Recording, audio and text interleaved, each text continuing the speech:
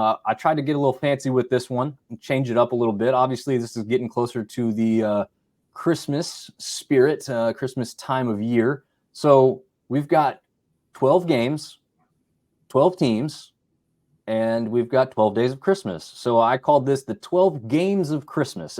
Obviously, these are not all around the Christmas holiday exactly, but we'll start jumping into this one. The first one that we're going to talk about is the Myrtle Beach Bowl. This is a kickoff on December 16th. There's 3 games that are going to be on this Saturday. This is the first one. It's 11 a.m. local time there in Myrtle Beach. It pits 6-6 Georgia Southern going up against 9-3 Ohio from the MAC. TJ, you and I were both talking, and we're not going to blow smoke up anybody's behind here. We don't really know a ton about Ohio as far as playmakers and guys that are like huge standouts on the team. We are obviously well aware of what Georgia Southern can bring to the field. So just on a basis of the records to start with, maybe who people have beaten, who they haven't beat, what are you thinking going into this one down there in Myrtle Beach? So to be honest, I'm thinking Georgia Southern actually has a pretty decent shot. I know Ohio's played some fairly decent talent this year. I know they lost to San Diego State. But, they beat FAU, they beat Iowa State, which is, pretty good competition. Bowling Green, which they had a pretty down year. Kent State, not really impressed, haven't really been impressed with Kent State at all. And then they lost to Northern Illinois, who's been pretty tough, beat Western Michigan. So, they've got some quality wins. I don't know, I've been a fan of Central Michigan for quite a while. I had a former coach of mine who coached there back in the day. But I do think Georgia Southern stands a pretty good chance. I don't know.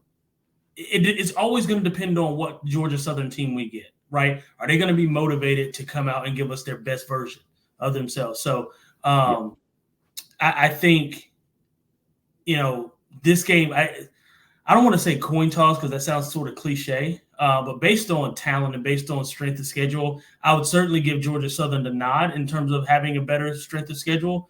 But that'll depend on, again, what version of Georgia Southern we get. Yeah, I agree. That's absolutely true here.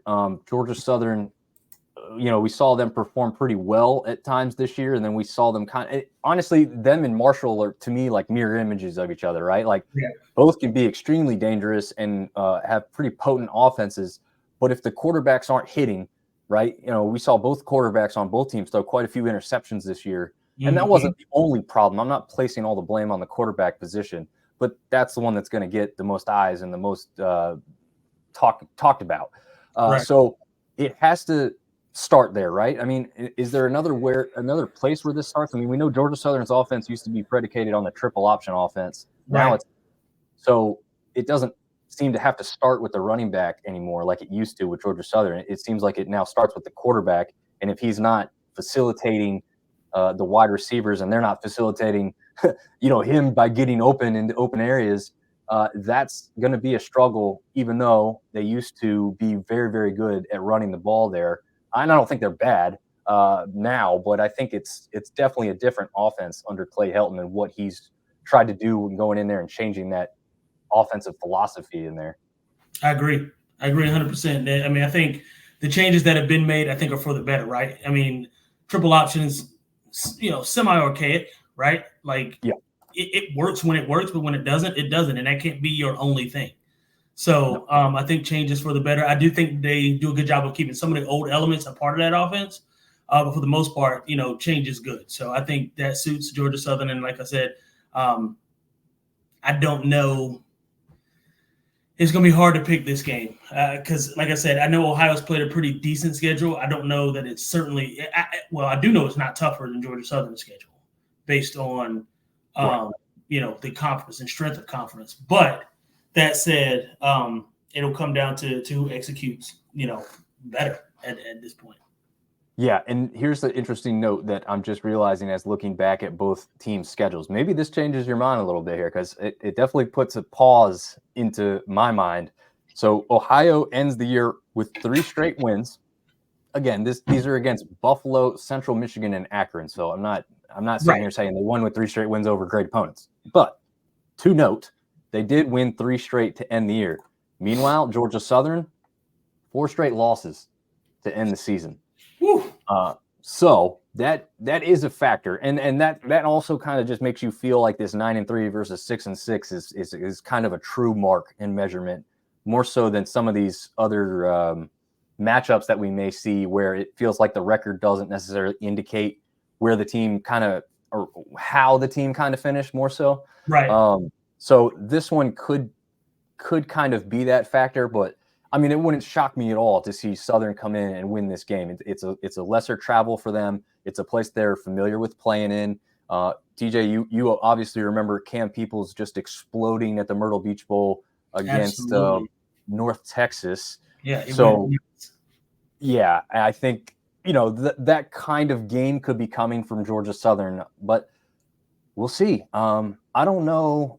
Maybe the Big Ten backers can chime in about what kind of like travel base Ohio brings to games. I know that App State has played them in a bowl game. I didn't go to that, so I don't know truly like what kind of fanfare that they have when they play a road game, especially in bowl season. But they are 9-3, so you would think that they've got some kind of fan base that's going to be excited and want to get down to the beach for this one. So, so. To answer that question, they said 0. Well, that answers that. Yeah. So, yeah, that one's great for that. Hopefully, Georgia Southern brings the fans. Okay, so he is saying wild on campus, dead on the road. All right. So, I mean, at least they've got, you know, the local following there to support them when they're at home. But disappointing to hear, especially, you know, when they've got a season where they're 9-3, going to play at a vacation destinations such as Myrtle Beach, that they might not have many fans in the stand. We've got Dylan Vance will touch on this too. Marshall quarterback entered the portal today. We did see that.